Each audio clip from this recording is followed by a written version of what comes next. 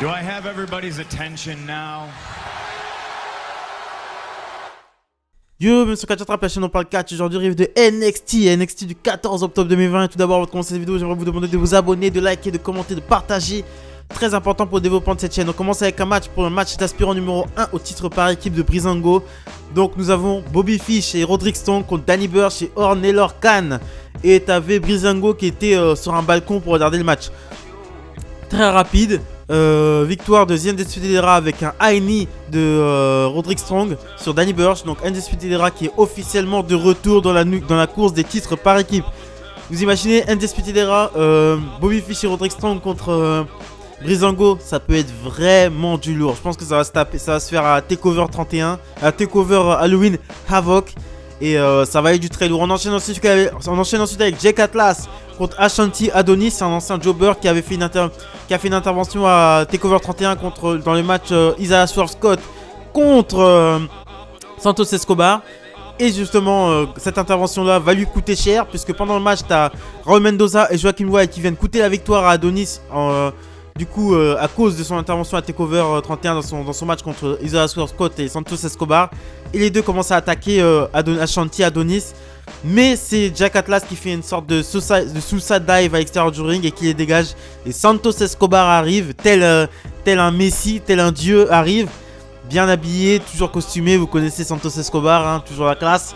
Et ensuite, ils arrivent, ça commence à s'avancer sur le ring. Donc ils sont deux, Jake Atlas et Ashanti. Contre 3, Santos Escobar, Joaquin Wilde et Raul Mendoza.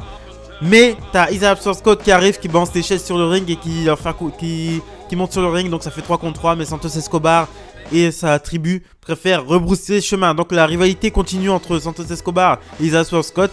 J'aimerais bien qu'on donne le titre à Isaiah Swerve Scott quand même. J'aimerais bien. Bon, j'adore Santos Escobar, mais j'aime beaucoup Isaiah Swerve Scott aussi. Donc j'aimerais bien qu'on lui donne le titre. Après, c'est à voir, on verra bien. Moi, cette rivalité, j'aime bien. En fait, c'est un programme d'NXT. C'est un programme de mid-card d'NXT. Et franchement, c'est pas mal. Ça tient ses promesses. Ça donne des bons échanges. Hein, et puis, c'est pas mal. On enchaîne ensuite avec Austin Theory contre Johnny Gargano. Je vais faire très rapidement. Victoire de Johnny Gargano qui s'impose avec son One Final Beat DDT. On enchaîne ensuite avec une petite fight entre Rhea Ripley et Raquel Gonzalez en backstage. Hein, donc, Rhea Ripley qui est toujours dans ce programme d'attente avec Raquel Gonzalez. On enchaîne ensuite avec Candice LeRae contre Shotzi Blackheart. Match pour désigner la nouvelle challengeuse numéro 1 au titre de Io Shirai. Pendant le match, t'as Candice LeRae qui passe à l'extérieur du ring. Et Indy Hartwell qui était de l'autre côté de la barricade, qui était du côté du public et qui n'avait pas de masque d'ailleurs, donne un point américain en secrète à Candice LeRae. Et ensuite, quand Shotzi Blackheart vient la chercher à l'extérieur du ring, elle se prend une droite. 1, 2, 3, terminé. Candice LeRae, victoire. Donc on aura à TakeOver Halloween Havoc Candice LeRae contre Io Shirai, match retour. On enchaîne ensuite avec Toni Storm qui fait ses débuts au niveau d'NXT face à Alia qui est toujours accompagnée de Robert Stone. Et cette fois-ci sans Mercedes Martinez, hein, donc elle a rejoint la Rétribution, mais à ce qui paraît elle n'est plus dans la Rétribution. Ça aussi c'est une histoire assez bizarre. Donc Alia qui est bizarrement plus résistante que d'habitude. Je sais pas si ils l'ont booké comme une meuf qui sait faire des trucs alors que d'habitude elle sait pas faire grand chose. Mais c'est Toni Storm qui s'impose avec son Storm Zero. J'adore cette prise. C'est une sorte, elle te prend comme un pedigree et elle fait une sorte de powerbomb. C'est pas mal du tout. Et Toni Storm je la trouve pas mal. Déjà physiquement elle est, je vais pas vous mentir qu'elle me fait de l'effet. Elle me plaît. Et elle a un gros fessier. Et non, Toni Storm, ouais non. Je vais me pencher sur son cas. Elle m'intéresse, elle a un truc. Je sais pas, mais généralement je le sens. Je le sens. Parce que moi je suis pas trop NXT UK. Je connais quelques têtes. Toni Storm, je la connaissais. Mais pas sous cet angle-là. Donc là, je vais essayer de voir. Non, Toni Storm m'intéresse. Je vais pas vous mentir, les gars. Elle m'intéresse. Je vais la suivre de très près. On enchaîne ensuite avec Killian Dane et Drake Maverick contre Imperium. Au bout d'un moment, faut pas abuser non plus. Victoire d'Imperium avec leur Imperium Imperial sur Drake Maverick. Et après le match, Drake Maverick se fait malmener par Ever Rise, mais Killian Dane le sauve la vie et dit à Drake Maverick que personne ne peut te frapper à part moi. Donc encore des petites scènes mignonnes entre les deux. De toute façon les deux ça marche bien, moi je trouve que ça marche très bien. Et voilà, on enchaîne ensuite avec le main event of the evening. Dexter Lumis contre Damian Price pour le titre nord-américain.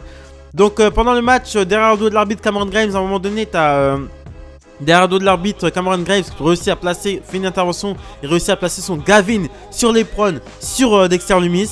Et Dexter Lumis est complètement sonné et Damien Price en profite pour lui passer son Shock Slam pour la victoire sans savoir ce qui s'est passé, sans savoir que c'est grâce à Cameron Grimes en gros qu'il a gagné. Et ensuite Grimes va attaquer Dexter Lumis mais Damien Price revient, il lui place son Reckoning. Et ensuite il remonte sur le stage, il dit à la caméra de venir, il allait faire son coup de flèche mais il se prend un coup de chaise à la place de son coup de chaise par Johnny Gargano. Et ensuite il se fait exploser par Johnny Gargano qui est avec sa femme en train de fêter sur le stage. Et William Regal arrive, vous savez très bien que quand William Regal arrive c'est pour annoncer des gros trucs. Donc il nous annonce ce qu'on savait déjà, hein. Donc non on ne savait pas. Johnny Gargano réaffrontera Damien Price, Halloween Havoc. Et du coup ça on le savait, Candice LeRae affrontera Io Shirai à Halloween Havoc. Et ensuite il passe sa parole à la guest host de la soirée qui n'est autre que Shotzi Blackheart, qui nous dit que les matchs de Halloween Havoc, les stipulations, se feront à la roulette. Et une roulette enflammée se montre derrière. Donc Halloween Havoc qui a l'air d'avoir... Franchement, je pense que le show il va être archi beau. Je sais pas, je le sens, qu'il va être archi esthétique. Ça va pas être comme In Your House là. In Your House, c'était moche. In Your House là. C'était moche. Donc voilà, demain je vous sors la vidéo. Donc voilà ce que je pensais du NXT du 14 octobre 2020. Abonnez-vous, likez, commentez, très important pour le développement de la chaîne. C'est très important de vous abonner les amis. Abonnez-vous. Et aussi demain je sors une vidéo sur la draft, hein, qu'on soit clair. Je sors une vidéo sur toute la draft. Pas toute la draft, ceux qui sont draftés dans les mêmes rosters, ceux qui restent dans les rosters, je vais pas le faire. Je fais que les changements de roster en fait. Donc demain grosse vidéo sur les drafts, sur les... catcheurs qui seront draftés et je fais un petit je dirais aussi qu'est-ce qu'ils apporteront au show, alors au nouveau show où ils vont. Voilà, merci de m'avoir écouté. Encore une fois, abonnez-vous, likez, commentez, partagez. Très important pour le développement de la chaîne, donnez de la force. Salut les amis.